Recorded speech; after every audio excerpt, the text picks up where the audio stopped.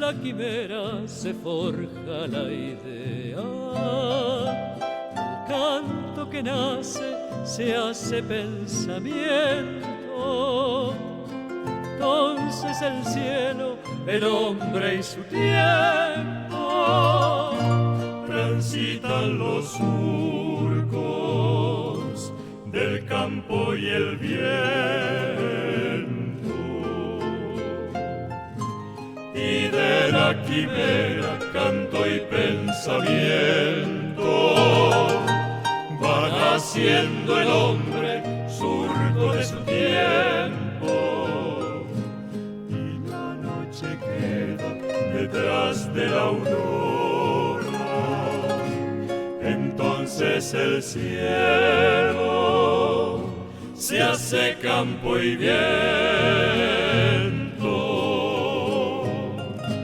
La luz, la alborada, arrastran los sueños y surgen banderas que no tienen dueños. América es una, morena y alegre, es voz y esperanza de los valles verdes.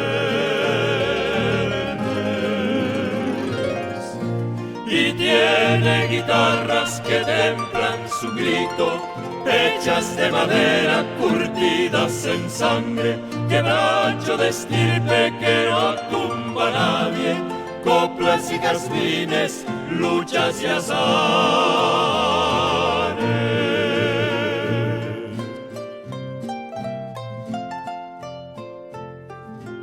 El campo es amigo de arado y guitarras,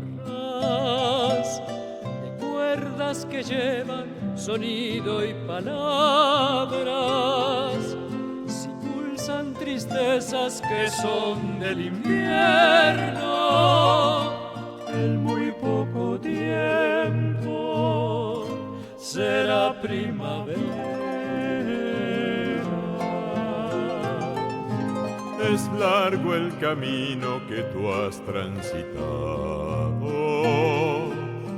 mío es más largo después de lo andado. Te pido la ayuda de tus pies descalzos, que han pisado espinas, hermano del campo. Con sueños y arpas se forja la senda, surco de guarañas, semillas al viento. Si sos de tu tiempo, hermano del campo, te pido la ayuda de tus pies descalzos. Si América es una y su grito es canto, si arado y guitarras te llevan ideas, dale tú la mano, tu voz de guarañas, dale la plegaria de tu arpa y tu canto.